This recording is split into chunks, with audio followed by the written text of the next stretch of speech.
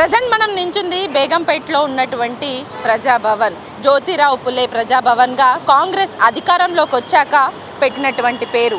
గతంలో ఇదే ప్రజాభవన్ ప్రగతి భవన్గా ఉండేది. సో ఇక్కడ కాంగ్రెస్ అధికారంలోకి వచ్చాక వారంలో 2 రోజుల పాటు మంగళవారం అట్లాగే శుక్రవారం రోజులు పబ్లిక్ సమస్యల్ని ఇక్కడ నేరుగా పరిష్కరించే విధంగా సీఎం రేవంత్ రెడ్డి స్వయాన వాళ్ళకు సంబంధించిన దరఖాస్తును తీసుకొని వాళ్ళ సమస్యల పరిష్కారానికై ఇక్కడ పనిచేస్తా అన్నారు. ప్రజెంట్ ఈరోజు మంగళవారం, ఈరోజు కూడా పబ్లిక్ ప్రజా సమస్యల మీద ఇక్కడికి వస్తూ ఉంటారు. సో ఫస్ట్లో సీఎం రేవంత్ రెడ్డి స్వయాన స్వీకరిస్తారని చెప్పినప్పటికీ కేవలం ఒకసారి మాత్రమే సీఎం చేతుల మీదుగా స్వయాన ఇక్కడికి వచ్చేటువంటి పబ్లిక్ నుంచి సమస్యలకి సంబంధించిన దరఖాస్తులను అయితే తీసుకోవడం జరిగింది. ఆ తర్వాత నేరుగా ఈ కార్యక్రమాన్ని అంతా మంత్రులకు అప్పచెప్పారు. మంత్రులు కూడా కాస్త కొద్ది రోజుల పాటు అంటే వారంలో 2 రోజులు మంగళవారం శుక్రవారం ఏదైతే సమస్యల పరిష్కారానికే ఇక్కడికి వచ్చిన పబ్లిక్ దరఖాస్తులను తీసుకుంటారో వాటిని కొద్ది రోజులు మంత్రులు కంటిన్యూ చేశారు. ఆ తర్వాత ఇప్పుడు ఐఏఎస్ అధికారులకు అప్పచెప్పారు. సో ప్రజెంట్ మనము ఈ ప్రజాభవన్ దగ్గరే ఉన్నాము. ప్రజాభవన్ దగ్గర మంగళవారం ఎలాంటి పరిస్థితులు ఉన్నాయో ఒకసారి మనం నేరుగా చూసే ప్రయత్నం చేద్దాము.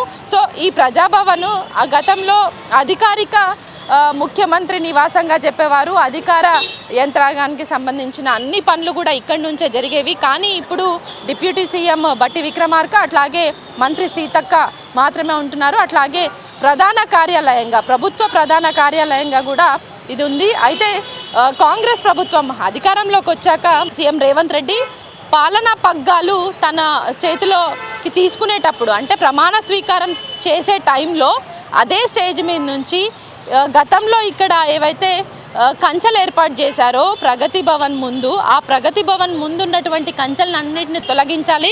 కంప్లీట్గా తొలగించిన తర్వాత అక్కడ ప్రజా దర్బార్ను ఏర్పాటు చేస్తామని ఆదేశాలు ఇవ్వడంతో ఇక్కడ ఉన్నటువంటి కంచెలన్నింటినీ కూడా తొలగించడం జరిగింది. ఇనుప కంచెలన్నింటినీ కూడా అప్పుడు అంటే గ్యాస్ కట్టర్లతో ఇనుప గ్రిల్స్ని కత్తిరించి తొలగించారు.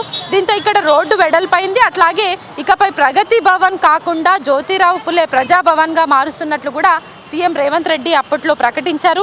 ఇకపై ప్రజాభవన్కు పబ్లిక్ అందరూ కూడా ఎవరైనా రావచ్చు, ఎలాంటి ఆంక్షలు ఉండవు. సీఎం రేవంత్ రెడ్డి స్పష్టం చేశారు.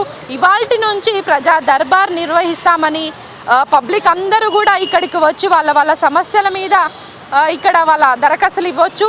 సో ఇట్లాంటి నేను ఎంచుకున్నటువంటి ఈ ప్రోగ్రామ్ని సక్సెస్ చేయాలని కూడా అప్పట్లో కోరడం జరిగింది. అయితే గతంలో కాంగ్రెస్ మంత్రులు ఉదయాన్నే ప్రజలతో ప్రత్యక్షంగా కలిసేవాళ్ళు. ఎందుకంటే సీఎం రేవంత్ రెడ్డి ఒకసారి మాత్రమే ఇక్కడికి వచ్చినటువంటి ప్రజలతో వాళ్ళకు ఉన్నటువంటి దరఖాస్తులు తీసుకోవడం జరిగింది. అప్పట్లో చాలా హైప్ క్రియేట్ చేశారు.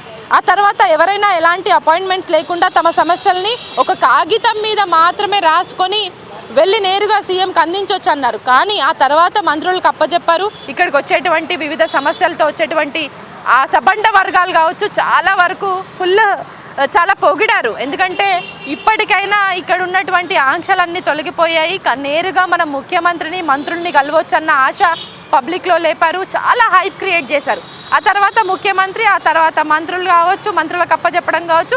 ఇప్పుడు మంత్రులు ఎవరు కూడా ఇక్కడికి వచ్చినటువంటి పబ్లిక్ సమస్యల్ని కనీసం దరఖాస్తులు కాదు కదా పబ్లిక్తో కలిసి వాళ్ళతో ఏం సమస్యలు ఉన్నాయి మాట్లాడే ఒక అపాయింట్మెంట్స్ కూడా ఇవ్వకుండా ఇక్కడ ఉన్నటువంటి వ్యవస్థ తయారైంది. ఆ తర్వాత చూసుకుంటే ఇప్పుడు కంప్లీట్గా ఐఏఎస్ ఆఫీసర్లకి అప్పచెప్పారు ఇక్కడ ఉన్నటువంటి ఇష్యూస్ని. ఇక్కడ మంగళవారం కావచ్చు, శుక్రవారం కావచ్చు, ఇక్కడికి ఎలాంటి సమస్యలతో పబ్లిక్ వచ్చినా కూడా కంప్లీట్గా సామాన్యులకు ఎలాంటి అడ్డంకులు లేకుండానైతే లోపలికి పంపిస్తున్న సిచ్యువేషన్స్ అయితే కనిపిస్తున్నప్పటికీ కూడా లోపల వాళ్లకు మంత్రులు కావచ్చు లేదంటే పై అధికార యంత్రాంగం కావచ్చు అంటే ఆయా ప్రాంతాలకు సంబంధించిన ఎమ్మెల్యేలు కావచ్చు లేదంటే స్థానిక కార్పొరేటర్లు ఇట్లా ఎవరు లేకుండా కేవలం ఒక ఐఏఎస్ అధికారులకు అప్పచెప్పడంతో కొంత పబ్లిక్లో నిరాశ అయితే పెరిగిందనేసి చెప్పాలి. వస్తున్నారు, ఇక్కడ వాళ్ళ సమస్యలకు సంబంధించిన పత్రాలు ఇస్తున్నారు. కాంగ్రెస్ పార్టీ అధికారంలోకి వచ్చిన తర్వాత స్టార్టింగ్లో రైతు సమస్యలు కావచ్చు లేకపోతే ధరణి పోర్టల్కి సంబంధించిన సమస్యలు కావచ్చు ఇట్లాంటివన్నీ అంటే చాలా సమస్యలు అన్నదమ్ముల ల్యాండ్ ఇష్యూస్ కావచ్చు లేదంటే ఇంట్లో ఏదైనా సమస్యలు ఉంటే కావచ్చు భార్యాభర్తలకు అట్లాంటి చాలా సమస్యల మీద ఇక్కడికి వచ్చేవాళ్ళు. నిరుద్యోగ సమస్య కావచ్చు, రైతులకు సంబంధించిన భూ సమస్య కావచ్చు, ఇట్లాంటి చాలా సమస్యల వల్ల గురించి ఇక్కడికి వచ్చేవాళ్ళు. కానీ రాను రాను ఇక్కడ ఉన్నటువంటి అధికారుల లోపభూయిష్ట కారణంగా, అంటే వీళ్ళకు ఉన్నటువంటి సమస్యల్ని ఇక్కడ కాగితాల పరంగా వీళ్ళకి ఇచ్చేసి వెళ్ళిపోవడం తప్ప కనీసం ఇక్కడ వచ్చిన వాళ్ళకి వాళ్ళ సమస్య పరిష్కారం అవుతుందన్న ఒక నమ్మకం అపనమ్మకంగా మారిందనేసి చెప్పాలి. అక్కడి నుంచి ఇంకా పబ్లిక్ కాస్త తగ్గిరని చెప్పాలి. ఎందుకంటే ఒకప్పుడు మంగళవారం కావచ్చు, లేదంటే శుక్రవారం కావచ్చు, ప్రజాభవన్ సరౌండింగ్స్ అంతా పంజగుట్ట కావచ్చు, అమీర్పేట్ కావచ్చు, ఖైరతాబాద్, సో ఇక్కడ ఉన్నటువంటి సరౌండింగ్స్ అన్ని ఏరియాల్లో కూడా ఫుల్ ట్రాఫిక్ జామ్ అయ్యేది. ట్యాంక్ బండ్ చుట్టుపక్కల ప్రాంతాలు కావచ్చు, అసెంబ్లీ కావచ్చు, ఈ సరౌండింగ్స్ అన్ని ప్రాంతాల్లో కూడా కంప్లీట్గా ట్రాఫిక్ జామ్ అయ్యేది. అంత పెద్ద ఎత్తున పబ్లిక్ ఎంతో నమ్మకంతో ఇదే ప్రజాభవన్కు, జ్యోతిరావు పులేగా ప్రజాభవన్గా పెట్టినటువంటి ప్రజాభవన్కు చాలామంది పెద్ద ఎత్తున వివిధ ప్రాంతాల నుంచి, తెలంగాణ రాష్ట్రంలో ఉన్నటువంటి వివిధ ప్రాంతాల నుంచి ఇక్కడికి వచ్చి వాళ్ళ సమస్యలకు సంబంధించిన పత్రాలను ఇక్కడ ఇచ్చి, దరఖాస్తులను ఇక్కడ ఇచ్చి వెళ్ళేవాళ్ళు. కానీ రాను రాను ఇక్కడ మౌత్ పబ్లిసిటీ ఎక్కువైంది. ఇక్కడ వచ్చిన వాళ్ళు ఊర్లో ఉన్నటువంటి ఒక 10 మందితో చర్చ నడిపిస్తారు.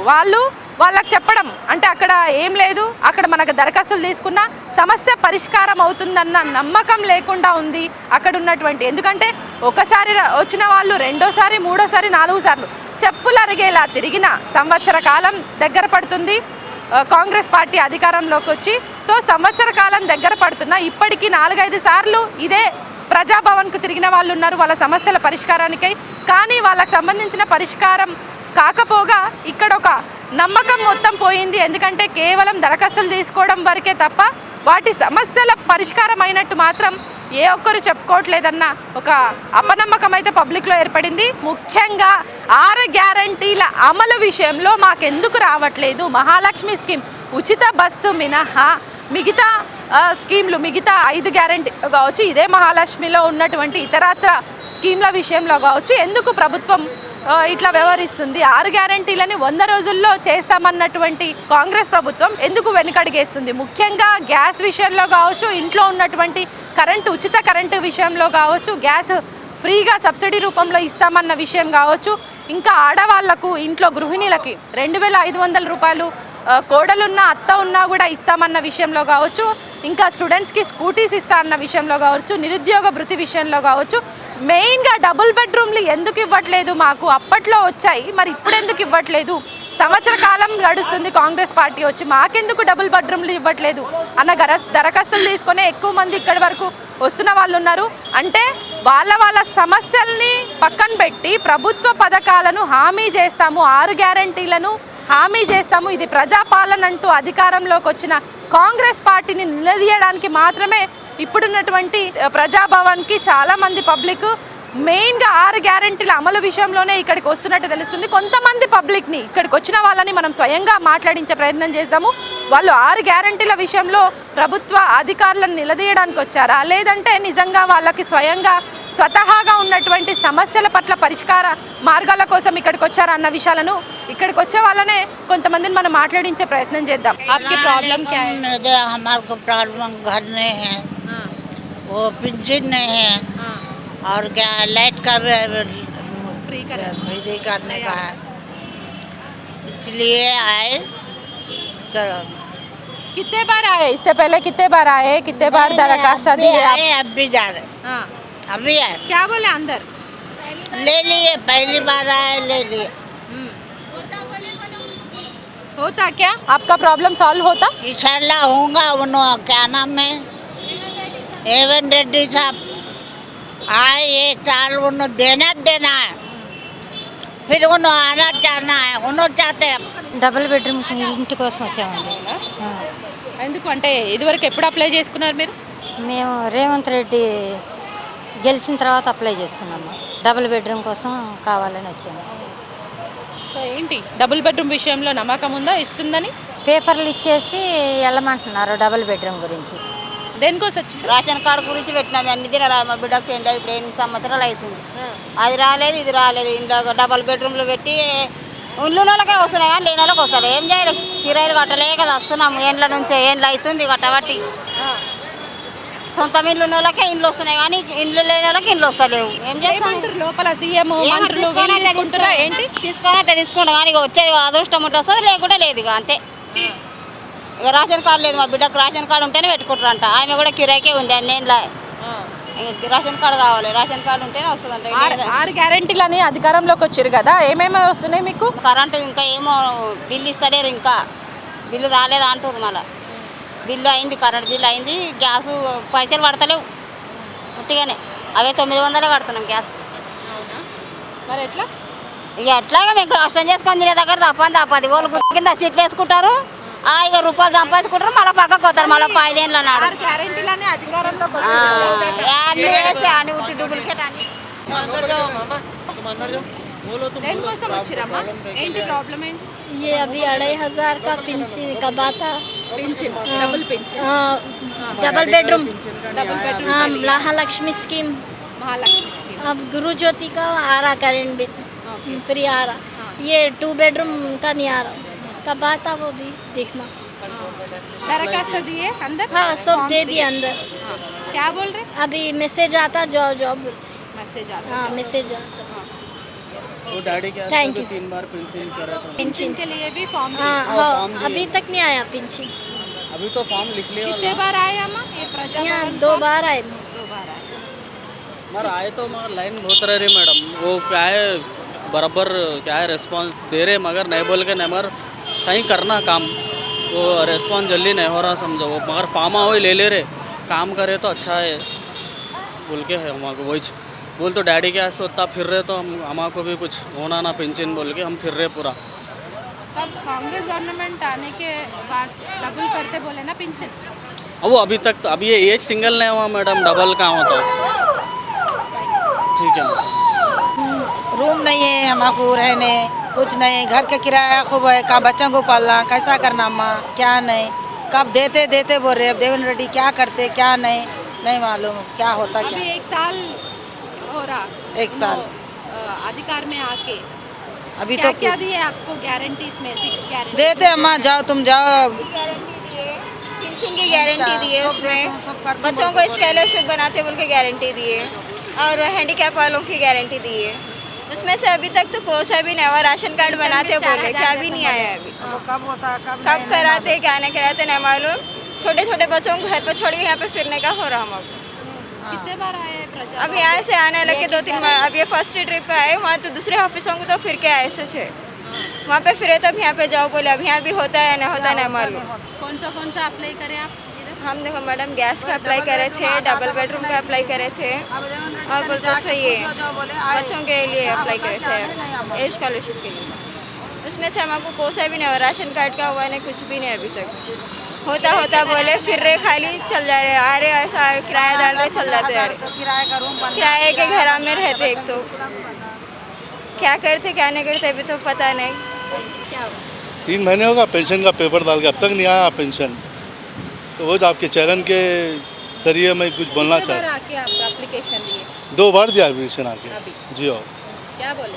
कुछ भी ना होता बोल के अभी भी भिजा दिया। ये पेपर दिए थोड़ा हैंडीकैप के इसके। अभी इधर ओनली पर्सनल का प्रॉब्लम्स कुछ तो भी है तो आना बोल के बोले। आप क्या बोल रहे? ये 6 गारंटीज में के लिए पूछने के लिए आए ना भाई? हाँ वो हैंडीकैप का क्या पूछने बोल कैसे हाँ अभी हो जाता डाल दिए तुम्हारा पेपर, फ़ोन पे मैसेज आता बोल के बोल रहे हैं, बस इतना। कितने बार आए इधर? 2 बार आया अब तक मैं। 2 महीने पहले आया फिर अब आया, 3 महीने हो गया डाल के। आईएएस ऑफिसर्स ले रहे क्या आपका एप्लीकेशन? कौन ले रहे? वो क्या है कि इतना नहीं मालूम मैडम, कौन ले रहे नहीं मालूम। अंदर नहीं गए? 8 नंबर पे ले रहे पेपर मेरे, 8 नंबर पे ले रहे, कुछ रिस्पांस नहीं मिल रही ज़्यादा, यही बोलना चाहिए। డబల్ బెడ్రూమ్ కోసము అండ్ గ్యాస్ మార్నింగ్ 7:30కి వచ్చి కూర్చున్నామండి ఇక్కడ. ఇక్కడ నేను ఉండేది బాలనగర్ ఐడిపిఎల్. సో లోపలికి ఎన్నింటికి పంపించారు? 8కి పంపించారు. మరి అక్కడ లైన్ కడితే 10కి లోపలికి పంపించారు. 10 o'clock లోపలికి పంపించినాక 1 hour తర్వాత సార్ వచ్చారు, చెన్నారెడ్డి సార్ వచ్చారు.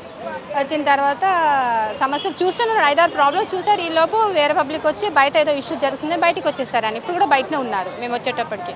మేమేం తినకుండా చేయకుండా వచ్చాం మేము. మాకు కళ్ళు తిరుగుతున్నాయి ఒకవైపు. ఎవరు చెప్పారమ్మా ఇక్కడ ప్రజాభవన్లో మీ సమస్యల పరిష్కారం అవుతాయి అని చెప్పిండ్రు? లేకపోతే మీరు 6 గ్యారంటీల అమలుకై వస్తున్నారా? అంటే ప్రభుత్వం ఇచ్చిన హామీల అమలు కోసం వచ్చిండ్రా ఏంటి? ఎస్ మేడం, ఇంచుమించు అదే ప్రాబ్లం. అది హామీల కోసం 6 గ్యారెంటీల కోసం వచ్చాము. 6 గ్యారెంటీల కోసం వచ్చాము. వస్తే ఇక్కడ జరిగిన ఇష్యూ ఇది. ఇప్పుడు నేను రిటర్నే వెళ్ళిపోతాను. అంతకుముందు వచ్చినప్పుడు రిటర్నే వెళ్ళిపోయాను, ఇప్పుడు రిటర్నే వెళ్ళిపోతున్నాం. ప్రాబ్లం అయితే సాల్వ్ కాలేదు మేడం. అది ప్రాబ్లం. అంటే లోపల ఎట్లుంది? స్టార్టింగ్లోనైతే సీఎం అన్నారు, దాని తర్వాత మంత్రులు అన్నారు, ఆ తర్వాత ఐఏఎస్ ఆఫీసర్స్కి అప్పచెప్పేసిండ్రు. సో స్టార్టింగ్లో ఉన్నటువంటి హైప్ అనేది ఇప్పుడు కనబడుతుందా? పబ్లిక్ సమస్యలు నిజంగా ఒక ఫామ్ ద్వారా సమస్యలు సాల్వ్ అవుతాయని అనిపిస్తుందా? నమ్మకం, ఇంట్రెస్ట్ అయితే ఉంది మేడం. వాళ్ళకి ఇంట్రెస్ట్ ఉంది, చూస్తున్నారు, ఓపికతో చూస్తున్నారు. యాక్చువల్లీ ఓపికతో అయితే చూస్తున్నారు సార్, వాళ్ళందరూ చూస్తున్నారు ఓపికతోనే. మధ్యలో కొంచెం ప్రాబ్లమ్స్ సాల్వ్ చేయట్లేదు మేడం. అందరు ఉన్నారు లోపల. డీసీపీ సార్ ఉన్నారు, చెన్నారెడ్డి సార్ ఉన్నారు, శ్రీనివాస్ సార్ ఉన్నారు. ఈ సమస్య అనేది చూస్తున్నాం కానీ లేట్ అవుతుంది మేడం. లేట్ అంటే స్లోగా జరుగుతుంది.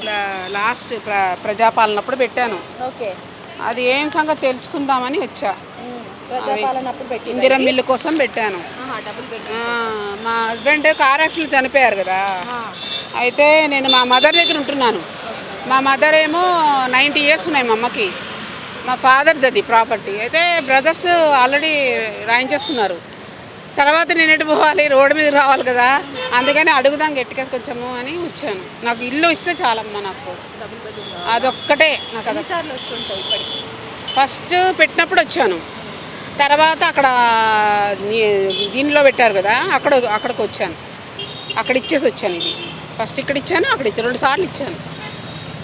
ఏమో ఇస్తే బాగుండప్ప, నాకు ఆ ఇల్లు ఒకటే కావాలి తల్లి. మాకు ఇంతవరకు ఏం రాలే మేడం. డబల్ బెడ్రూమ్ అప్లై చేసినాం, డబల్ బెడ్రూమ్ రాలే. 4th లిస్టులో పేరు వచ్చింది, అది అప్లై చేసినాం, అది పరిశాన్ చేసిరు. ఇప్పుడు ఇందిరమ్మ ఇండ్లు పెట్టినాము, అది ఇక్కడ రాగానే మాకు రిజెక్ట్ చేసిరు. అసలు 2500 ఇస్తా అన్నాడు, ఎన్నో చెప్తున్నాడు కానీ ఏం చేస్తలేడు. ఇక్కడికి ఏం అప్లికేషన్ ఇవ్వడానికి వచ్చారు? మా పాప హ్యాండిక్యాప్ ఫామ్ ఇవ్వడానికి వచ్చినా పట్టించుకుంటలేరు. ఏ దానికి ఏం పట్టించుకుంటలేరు. స్టార్టింగ్లో పబ్లిక్ సమస్యలన్నీ ఇక్కడికి వస్తే తీరిపోతాయి అన్నారు కదా అన్న. ఏం తీరుస్తలేరు మేడం, ఏం తీరుస్తలేరు. పేపర్లు ఇస్తుంటే పెట్టి వెళ్ళండి అమ్మా అంటారు, అంతే. ఎవరేం పట్టించుకుంటలేరు. ఇచ్చాం పేపర్లు ఇచ్చాం, చూస్తాము. ఇప్పటికే 3 సార్లు వచ్చేసారు. 3 సార్లు వచ్చాం కానీ వస్తాము, ఇంటికి వచ్చేసి ఎంక్వైరీ చేస్తాం, అప్పుడు ఇస్తాము అనుకొని చెప్పారు. అది కూడా రాలేదు, ఇవ్వలేదు. అందరికి వచ్చే కేసీఆర్ ఇచ్చారు, మళ్ళీ ఇస్తారనుకున్నాను, మరి ఇవ్వలేదు. వీళ్ళు ఏమీ చేయలేదు మేడం. కరెంటు బిల్లు ఫ్రీ చేశారు, బస్సులు చేశారు మేడం, అంతే. 2500 అని అది కూడా చేయలేదు. ఇప్పుడు ఇల్లు కూడా ఇందిరా మిల్లు ఇస్తున్నారు, అది ఇంకివ్వలేదు. అప్లై చేయమంటే చేసినాం కూడా. ఇది 3వ సారి. ఇది 1 year అవుతుంది దగ్గర. దరిద్ర పాలన ఎందుకంటే అంతే, ఏది కావట్లేదు, ఏ పని కావట్లేదు. అంత విసుగు పుట్టింది. ఎన్నిసార్లు? దాదాపుగా 15-20 సార్లు వచ్చిన, ఒక్క పని కావట్లే. ఇప్పుడు 0 ఏదో బిల్లు అన్నారు, ఆ గవర్నమెంట్ ఇచ్చిన పట్టా ఉంది నా దగ్గర. గవర్నమెంట్ ఇచ్చిన పట్టా ఉంది, అందులో 2 పేర్లు కట్ చేసిండ్రు, లేడీస్, జెంట్స్ ఉన్నాయి. ఇన్నా అయితే అది ఇప్పటికీ దాదాపుగా నాకు ఆపరేషన్ అయింది, నిమ్స్ది ఆపరేషన్ అయింది. మందుల గురించి అడిగితే ఇక్కడ లేదంటారు. గాంధీకి ఎత్తే 1 నెల ఇచ్చి ఉండు అంతే, ఇక అక్కడ ఇవ్వట్లే. ఇప్పుడు ఏదో సార్ రాశారు, బ్యాక్ సైడ్ లేదు, ఆడికి ఇస్తారు పో అని చెప్పంటారు. ఈడ అంటారు, ఆడ అంటారు. ఆడ ఇయ్యరు, ఈడ ఇయ్యరు. 1 నెలే. నేను కొనేంత సోమత నాకు లేదు. అది ప్రజాపాలన అంటూ అధికారంలోకి వచ్చినటువంటి కాంగ్రెస్ ప్రభుత్వం ప్రజా దర్బార్లో ప్రజా సమస్యల్ని పరిష్కరిస్తామంటూ అప్పుడు గత ప్రభుత్వానికి భిన్నంగా మా పాలన ఉంటుందని వచ్చినటువంటి కాంగ్రెస్ ప్రభుత్వం స్టార్టింగ్లో చాలా హైప్ క్రియేట్ చేశారు. ఇదే ప్రజా దర్బార్ విషయంలో సబండ వర్గాలు రాష్ట్రంలో ఉన్నటువంటి అన్ని ప్రాంతాల నుంచి కూడా పబ్లిక్ హైదరాబాద్ వరకు చేరుకొని ఇదే పంజాగుట్టలో ఉన్నటువంటి ప్రజాభవన్లో వెళ్ళి వాళ్ళ అప్లికేషన్స్ని దరఖాస్తులు చేసుకున్నారు. వాటి పని మీదనే 4-5 సార్లు తిరిగిన వాళ్ళు ఉన్నారు. కానీ ఆ సమస్యల పరిష్కారం అసలు కాకపోగా వాళ్ళకి నిజంగా నిరాశ మిగిలింది. సో ఇప్పుడు ఇక్కడికి ఇదే ప్రజాభవన్కి వస్తున్న వాళ్ళలో సామాన్యులు చాలామంది ఉన్నారు. ముఖ్యంగా ప్రజాపాలన అంటూ అధికారంలోకి వచ్చి 6 గ్యారంటీలు 100 రోజుల్లో అమలు చేస్తామని సీఎం రేవంత్ రెడ్డి ఏవైతే మాటలు చెప్పి అధికారంలోకి వచ్చారో అదే 6 గ్యారంటీలను ఎందుకు నెరవేర్చట్లేదు అని వస్తున్న వాళ్ళే ఎక్కువగా కనిపిస్తున్నారు. మరి మంగళవారం రోజు ప్రజా దర్బార్లో ఎక్కువగా 6 గ్యారంటీల విషయంలో అప్లికేషన్స్ పెట్టుకోవడానికి వచ్చే వాళ్ళు ఎక్కువగా కనిపిస్తున్నారు. మరి మళ్ళీ ఒకసారి ఇదే ప్రజా దర్బార్కు మనం శుక్రవారం వద్దాం. ఆ రోజు పరిస్థితి ఏ విధంగా ఉంటుందో తెలుసుకునే ప్రయత్నం చేద్దాం.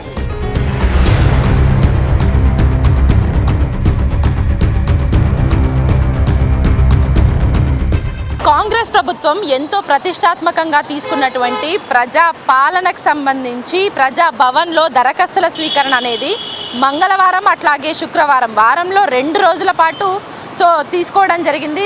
మనం మొన్న రీసెంట్గా మంగళవారం వచ్చాం కదా, ఈరోజు మరి శుక్రవారం. ఈరోజు కూడా ప్రజాపాలనకు సంబంధించిన దరఖాస్తులు ఇక్కడ వాళ్ళకు వ్యక్తిగత సమస్యలు ఏదైనా ఉన్నా లేదంటే ఇంకేదన్నా సమస్యలు ఉన్నా కూడా ఇక్కడ దరఖాస్తులు అనేది ఇచ్చుకోవచ్చు అని ఎంతో చాలా ప్రతిష్టాత్మకంగా తీసుకొని మొదట స్టార్ట్ చేసింది. కొంతమందిని అడుగుదాం. మార్నింగ్ 8 o'clock నుంచి కూడా లోపలికి పబ్లిక్ని అలౌ చేస్తున్నారు. మధ్యాహ్నం 1 గంట, ఇంకా ఏమైనా క్రౌడ్ ఎక్కువగా ఉంటే 2 గంటల వరకు కూడా టైం ఎక్స్టెండ్ చేసే అవకాశాలు ఉన్నాయంటారు. కానీ ఇక్కడ మనం చూసుకుంటే ఈ ప్రజా పాలనకు సంబంధించిన ప్రజా భవన్ దగ్గర చూసుకుంటే మాత్రం చాలా క్రౌడ్ మాత్రం ఒకంత చాలా వరకు తగ్గిందని చెప్పాలి. ఎందుకంటే మొదట్లో ముఖ్యమంత్రి చాలా వరకు ఎంతో గొప్పగా చెప్పుకున్నారు. ప్రజా దర్బార్లో ప్రజా పాలనకు సంబంధించిన దరఖాస్తులు ఎవరు ఎలాంటి సమస్యలు ఉన్నా కూడా ఇక్కడికి స్ట్రైట్ ఫార్వర్డ్ రావచ్చు, వాళ్ళ సమస్యలన్నీ కూడా ఇక్కడ సార్ట్అవుట్ అవుతాయని చెప్పుకున్నారు. గతంలో ప్రగతి భవన్గా ఉన్నటువంటి ఈ ప్రజా భవన్గా మార్చారు. ఆ తర్వాత ఫస్ట్ సీఎం వస్తారని చెప్పారు. సీఎం చేతుల మీదుగా కూడా చాలామంది దరఖాస్తులు తీసుకుంటారు, సీఎం కూడా సార్ట్అవుట్ చేస్తారు ప్రాబ్లమ్స్ అన్నీ అన్నారు. ఆ తర్వాత ఆ సమస్యల పరిష్కారం చేస్తామన్నప్పటికీ కూడా ఆ తర్వాత మంత్రులు కొన్ని రోజులు తూతు మంత్రంగా వచ్చినప్పటికీ ఆ తర్వాత ఐఏఎస్ ఆఫీసర్లకు ఇక్కడున్నటువంటి దరఖాస్తుల స్వీకరణ అనేది అప్పచెప్పారు. ఐఏఎస్ అధికారులు టైం గడుస్తున్న కొద్దీ కాస్త లేట్ వచ్చినప్పటికీ కూడా డిప్యూటీ ఐఏఎస్లు కావచ్చు లేదంటే ఎంఆర్ఓ స్థాయిలో ఉన్నటువంటి అధికారులు కావచ్చు, ఓన్లీ వాళ్ళ వరకు మాత్రమే ఇక్కడికి వచ్చినటువంటి పబ్లిక్కి సంబంధించిన దరఖాస్తులను అయితే తీసుకోవడం జరుగుతుంది. ఒకప్పుడు అంటే కాంగ్రెస్ పార్టీ అధికారంలోకి వచ్చిన మొదట్లో కొత్తలో చాలా వరకు ఎంతమంది అంటే ఇక్కడ ఒక తిరుపతి దేవాలయానికి ముందు ఏ విధంగానైతే క్యూ లైన్లు ఉంటాయో, ఏ విధంగానైతే హంగులు ఆర్భాటాలు ఇట్లా ఉంటుందో ఆ రకంగా హైప్ ఉన్నప్పటికీ కూడా ఆ రకంగా ఆర్భాటాలు చేసినప్పటికీ కూడా ఇప్పుడు ఇదే ప్రజాభవన్ ముందు ఈరోజు శుక్రవారం, ఈరోజు చూసుకుంటే కూడా సాదా సీదాగా నార్మల్గానే కనబడుతుంది. ఎక్కువగా పబ్లిక్ క్రౌడ్ ఎక్కువగా వచ్చి అక్కడ తొక్కిసలాటలో లేదంటే క్యూ లైన్లలో నించొని మెయింటైన్ చేసుకుంటూ వెళ్ళడమో లోపలికి ఇట్లాంటిది ఏం లేదు. సాదా సీదాగా ఆ అడపా వస్తున్నటువంటి పబ్లికే మనకు కనిపిస్తున్నారు. లోపలికి వెళ్తున్న వాళ్ళ సంఖ్య ఒక 10ల సంఖ్యలో ఉంటే ఇంకా అట్లా బయటికి వస్తున్న వాళ్ళ సంఖ్య ఒక 10ల సంఖ్యలో కనబడుతుంది తప్ప క్యూ లైన్లలో నించొని వెయిట్ చేసి లోపలికి వెళ్ళి దరఖాస్తులు ఇచ్చేటువంటి సీన్ సితారాని అయితే ఇప్పుడు మనకు ప్రజాభవన్ దగ్గరనైతే కనిపించట్లేదు. లోపలికి వెళ్ళి బయటికి వస్తున్న వాళ్ళ విషయాలు కూడా మనం అడిగి తెలుసుకుంటే వాళ్ళు ఒకటే చెప్తున్నారు, మాకు డబుల్ బెడ్రూమ్ రాలేదు, లేదంటే కరెంటు బిల్లు మాకు 0 బ్యాలెన్స్ రావట్లేదు, లేదంటే గ్యాస్ బిల్ అనేది మాకు సబ్సిడీ రావట్లేదు. మిగతా మహిళలకు సంబంధించిన మహాలక్ష్మి స్కీమ్ కింద ఇస్తామన్నటువంటి 2500 కావచ్చు, షాదీ ముబారక్ కింద ఇచ్చేటువంటి తులం బంగారం కావచ్చు, ఇట్లాంటివి ఏమి రావట్లేదు. కాబట్టి మేము ఇక్కడి వరకు వచ్చేసి దరఖాస్తులో భాగంగా ఈ ఫామ్స్ ఇక్కడ ఇవ్వడం జరుగుతుంది. లోపలైతే కౌంటర్స్ వైజ్గా ఏర్పాటు చేసి ఎవరికి ఎలాంటి సమస్యలు ఉన్నాయి అంటే భూ సమస్యలకు ఒక కౌంటరు, లేదంటే వ్యక్తిగత సమస్యలకు ఇంకొక కౌంటరు, ఇంకా ఏమన్నా నిరుద్యోగులకు సంబంధించింది ఏమన్నా ఉంటే వాళ్ళకు ఒక కౌంటర్, ఇట్లా కౌంటర్స్ ఏర్పాటు చేశారు. కానీ అక్కడ తీసుకునే వాళ్ళ నుంచి వచ్చే రెస్పాన్స్ మాకు కరెక్ట్గా అనిపించట్లేదు. ఆంక్షలు కూడా చాలా కట్టుదిట్టంగా ఉన్నాయి. అడ్డంకులు ఏమి ఉంటాయని మొదట్లో చెప్పినప్పటికీ కూడా అడుగడుగున అడ్డంకులే అన్న రీతిలో మాత్రం ప్రజాభవన్లో ప్రజా పాలన నడుస్తుంది, ప్రజా దర్బార్కి సంబంధించిన పాలన నడుస్తుంది అనేసి చెప్పాలి. ఇక్కడికి వచ్చే వాళ్ళ సంఖ్య మౌత్ పబ్లిసిటీతోనే చాలా వరకు తగ్గిందని చెప్పాలి. ఇక లోపల తీసుకునే వాళ్ళు కూడా పెద్దగా ఒక భరోసాను కానీ హామీని కానీ ఇక్కడికి వచ్చినటువంటి ఎన్నో సమస్యలతోటి సామాన్య పబ్లిక్ నిరుపేద పబ్లికే ఇక్కడికి వస్తుంటారు. వాళ్ళకు ఒక భరోసా నింపడం కానీ లోపల చేయట్లేదు. ఆ నమ్మకం కూడా పోవడంతో ప్రజా భవన్లో చేపడుతున్నటువంటి ప్రజా పాలన దరఖాస్తుల స్వీకరణకు చాలా వరకు ఆదరణ తగ్గిందనాలి. మరి ఇక్కడి నుంచి క్యాజువల్గా చూసుకుంటే మనము కాంగ్రెస్ పార్టీ కార్యాలయంలో ఏర్పాటు చేసేటువంటి ఇదే దరఖాస్తుల స్వీకరణ PCC chief Congress PCC chief Mahesh Kumar Goud అక్కడ ఎన్నికైన తర్వాత మరి అక్కడ కూడా ఇదే ప్రజాపాలన అంటూ వారంలో 2 రోజుల పాటు ఎవరికైనా పార్టీ కార్యకర్తలకైనా లేదంటే నార్మల్గా తెలంగాణ ప్రజానీకానికి ఎలాంటి సమస్యలు ఉన్నా కూడా అక్కడికి వస్తే మేము సమస్యల పరిష్కారం దిశగా అక్కడ కూడా మేము వింగ్ ఏర్పాటు చేస్తాము, అక్కడ కూడా సమస్యల పరిష్కార దిశగా మేము ఒక అడుగులేస్తామనేసి ఆయన చెప్పినప్పటికీ ఈ ప్రజాభవన్ వరకు వస్తున్న వాళ్ళ సంఖ్య మాత్రం 10% అనేసి చెప్పాలి. అట్లాగే లోపలికి వెళ్ళిన వాళ్ళకి కొంత నమ్మకం తగ్గడంతో కూడా ఈ ప్రజాపాలనకు సంబంధించిన దరఖాస్తుల స్వీకరణ విషయంలో ఇక్కడ వరకు వస్తున్న వాళ్ళ సంఖ్య చాలా వరకు తగ్గింది. 4-5 సార్లు తిరిగినా కూడా వాళ్ళ సమస్య పరిష్కారం కాకపోయేసరికి కొంత నీరుగారుస్తున్న విషయమే ఇక్కడ ఎక్కువగా కనబడుతుంది. మరి ఇక్కడి నుంచి కాంగ్రెస్ పార్టీ కార్యాలయం వరకు ఈ ప్రజాపాలన దరఖాస్తులు అనేవి ఎందుకు వెళ్ళినాయి, సో అక్కడ పెట్టడానికి రీజన్స్ ఏంటి, వారంలో అక్కడ 2 రోజులు అన్నారు, మరి 2 రోజులు అక్కడ సాఫీగా సాగుతున్నాయా, నిజంగా అక్కడికి పబ్లిక్ వెళ్తున్నారా, అక్కడ వెళ్ళినటువంటి పబ్లిక్కి ఎలాంటి సమస్యల పరిష్కార దిశగా అక్కడ ఉన్నటువంటి అధికారులు ప్రయత్నం చేస్తున్నారు. ఒకసారి మనం నాంపల్లిలో ఉన్నటువంటి కాంగ్రెస్ పార్టీ కార్యాలయానికి వెళ్దాం. అక్కడ ప్రజలకు సంబంధించిన సమస్యల్ని ఎందుకు దరఖాస్తులు తీసుకుంటున్నారు, అక్కడ ఏ విధంగా పరిష్కార దిశగా ఎలా ప్రయత్నిస్తున్నారు, మరి పబ్లిక్ నుంచి ఆదరణ పెరుగుతుందా తగ్గుతుందా అన్న విషయాలని అక్కడికి వెళ్ళి తెలుసుకుందాం.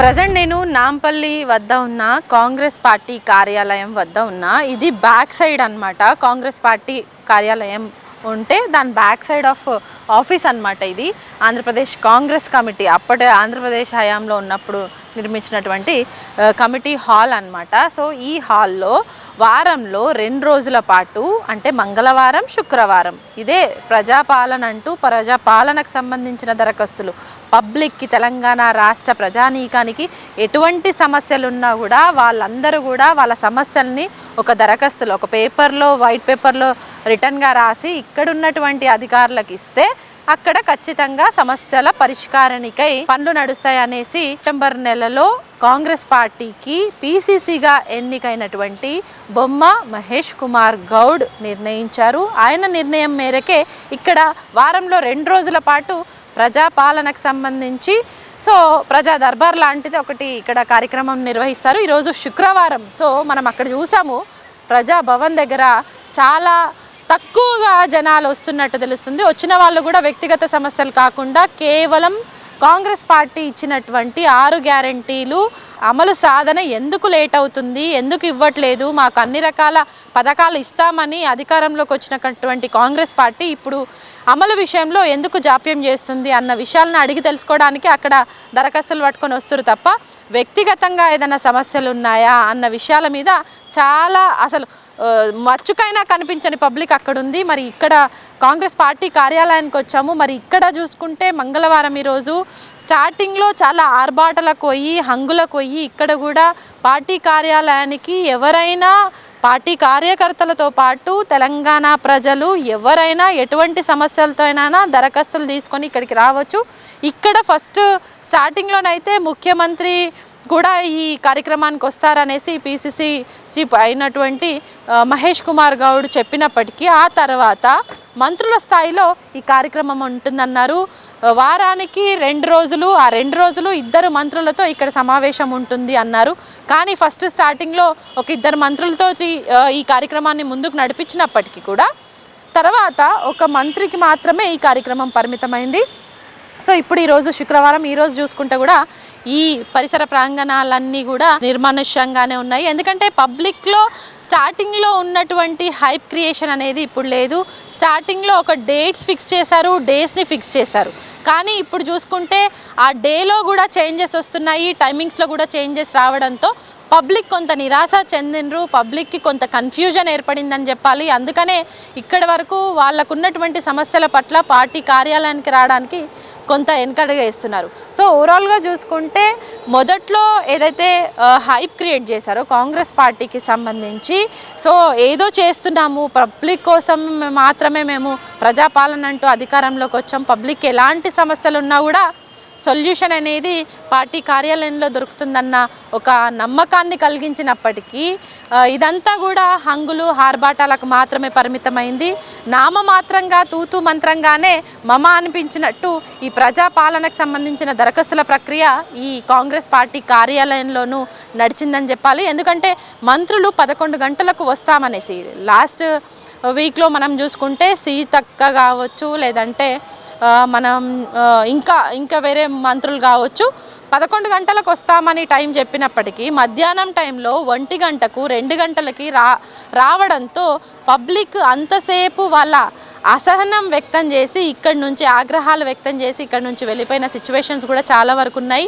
సో మనం ఒకసారి పార్టీ కార్యాలయాన్ని ఒకసారి గమనిస్తే కూడా ఈరోజు శుక్రవారం ఇక్కడ నుంచే ఈ రెడ్ కార్ ఏదైతే ఉందో ఆ షిఫ్ట్ కారు ఆ పక్కన నుంచే పబ్లిక్ని లోపలికి అలౌ చేస్తూ ఉంటారు. ఎవ్రీ మంగళవారం కావచ్చు, శుక్రవారం కావచ్చు. ఇటువైపు ఏదైతే ఎగ్జిట్ రూమ్ అని ఉందో ఇక్కడ స్టెప్స్ పక్కన ఈ గ్రిల్స్ ఏవైతే ఉన్నాయో ఆ స్టెప్స్ పక్కన ఉన్నటువంటి కింద ఉన్నటువంటి ఎగ్జిట్ రూమ్స్లో నుంచి మంత్రులు కావచ్చు, లేదంటే అధికార స్థాయిలో ఉన్నటువంటి నేతలు కావచ్చు లోపలికి వెళ్తూ ఉంటారు. ఈ పక్కన ఉన్నటువంటి బ్యారిగేట్స్ ఏవైతే పెట్టారో ఆ బ్యారిగేట్స్ పక్కన నుంచి ఎవరు ఎటువంటి సమస్యలతో పబ్లిక్ వచ్చినప్పటికీ కార్యకర్తలకు సంబంధించిన దరఖాస్తులు కావచ్చు, సో ఇక్కడ నుంచి వాళ్ళు హాల్లోకి వెళ్ళడం కావచ్చు, లోపల అరేంజ్ చేసినటువంటి కార్యక్రమంలో కూర్చోవడం కావచ్చు, లేదంటే క్యూ లైన్ కట్టి ఆ దరఖాస్తులను అక్కడ ఉన్నటువంటి అధికారులకు అందజేయడం కావచ్చు, ఇలాంటివన్నీ క్రియేట్ అయ్యేవి. కానీ ఇప్పుడు చూసుకుంటే హంగులు ఆర్భాటాలకు ఓన్లీ కేవలం నేను ఒక పీసీసీ చీఫ్గా నేను ఎన్నికైనా నాకంటూ ఒక మార్క్ చూపించుకోవాలి, నేనంటూ ఏదో ఒక కార్యక్రమాన్ని చేపడితే నా పేరు 10 మందిలో నానుతుంది అన్న ధోరణితో మాత్రం ఈ ప్రజాపాలన సంబంధించి దరఖాస్తుల ప్రక్రియ పబ్లిక్ సమస్యల్ని సార్ట్అవుట్ చేస్తామన్న హైప్ అయితే స్టార్టింగ్లో క్రియేట్ చేశారు. అది రాను రాను రాజగుర్రం గాడిదైనట్టు.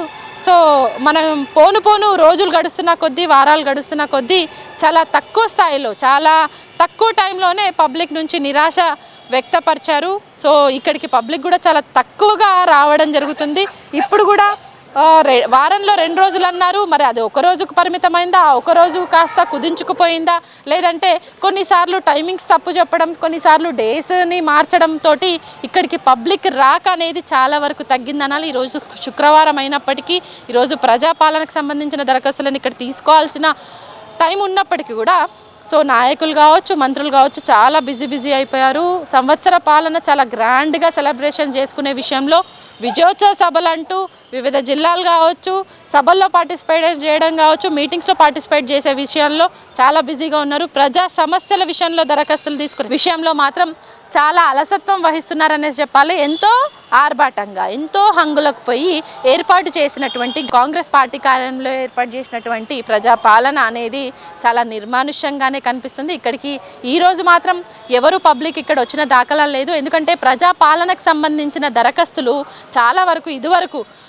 ఫస్ట్ స్టార్టింగ్లో చాలా హైప్ క్రియేట్ చేశారు. డైరెక్ట్గా మంత్రులు తీసేసుకుంటారు మన దరఖాస్తులని, అక్కడే మన ప్రాబ్లం సాల్వ్ అవుతుంది అన్న యాంగిల్లో ఈ ప్రజాపాలనకు సంబంధించిన దరఖాస్తులు కూడా చాలా దగ్గర రోడ్ల మీద పడేయడాలు కావచ్చు, చెత్త కుప్పలో దొరకడం కావచ్చు, ఇట్లాంటివి చేయడం వల్ల కూడా పబ్లిక్లో కొంత భరోసానైతే తగ్గిందనాలి.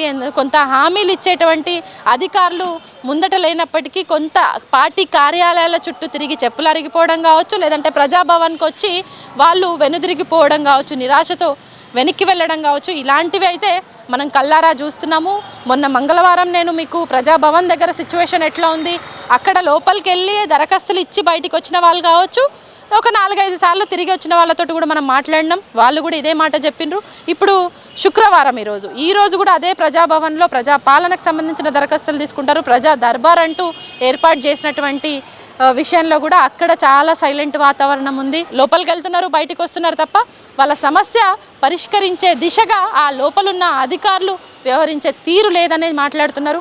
మరి కాంగ్రెస్ పార్టీ కార్యాలయానికి వస్తున్నారేమో, మరి అక్కడ ఖాళీగా ఉంది కదా, ఫస్ట్ ఉన్నట్టు ఎందుకు జనాలు క్యూ లైన్లు గట్టి పెట్టట్లేదు, ఎందుకు పబ్లిక్లో ఎందుకు నమ్మకం పోయింది అని ఒక్కసారి మనం కాంగ్రెస్ పార్టీ కార్యాలయానికి వచ్చాము.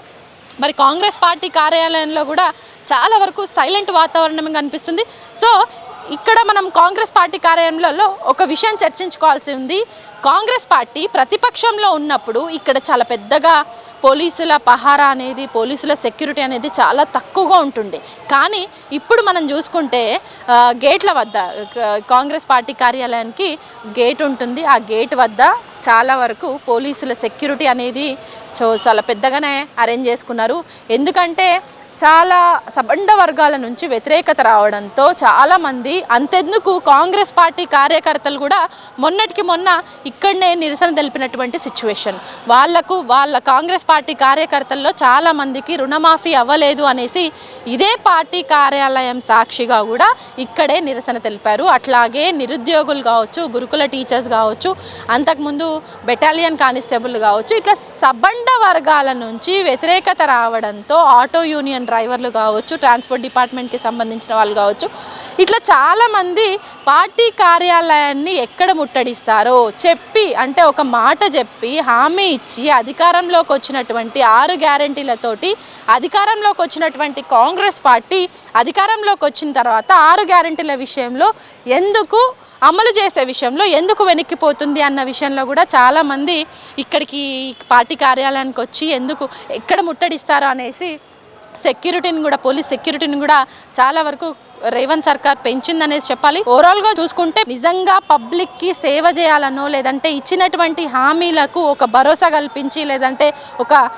వాళ్ళకి ఒక నమ్మకాన్ని కల్పించి ఇక్కడ నుంచి పంపించే విధంగా మాత్రం అటు ప్రజాభవన్లో కూడా లేదు. అట్లాగే ఇటు వస్తే కాంగ్రెస్ పార్టీ కార్యాలయంలో కూడా అలాంటి ఆనవాళ్ళు ఏం కనిపించట్లేదు. మరి ఇక్కడికి వచ్చినటువంటి పబ్లిక్ మాత్రం నిరాశతో వెళ్తున్నారు. చూడాలి మరి ఈ కాంగ్రెస్ పార్టీ ప్రభుత్వానికి సంబంధించిన ప్రజాపాలన సంవత్సరం దగ్గర పడుతుంది. మరి ఇప్పటికైనా మేల్కొని వాళ్ళు ఇచ్చినటువంటి హామీలను అమలు చేసే దిశగా ఉంటే పబ్లిక్ ఎలాంటి సమస్యలు ఉండవు. కేవలం వీళ్ళు ఇచ్చినటువంటి హామీలను నెరవేర్చే విషయంలో కొంత ముందుకెళ్లాలని మాత్రమే ఇక్కడికి వస్తున్న వాళ్ళు కనిపిస్తున్నారు తప్ప నిజంగా వ్యక్తిగత సమస్యలతోటి ఇక్కడికి వచ్చే వాళ్లకు పరిష్కార మార్గాలు ఏమీ దొరకకపోవడంతోనే ఇలాంటి వాతావరణం ఇక్కడ క్రియేట్ అయిందని చెప్పాలి. కేవలం హైప్ క్రియేట్ చేసుకోవడానికి తప్ప కాంగ్రెస్ పార్టీ అధికారులు, సీఎం దగ్గర నుంచి మంత్రుల దగ్గర నుంచి పీసీసీ కావచ్చు, ఆ తర్వాత ఉన్నటువంటి అధికారులు కావచ్చు, అందరూ కూడా అదే రకమైన ధోరణి అవలంబిస్తున్నారనేసి చెప్పాలి.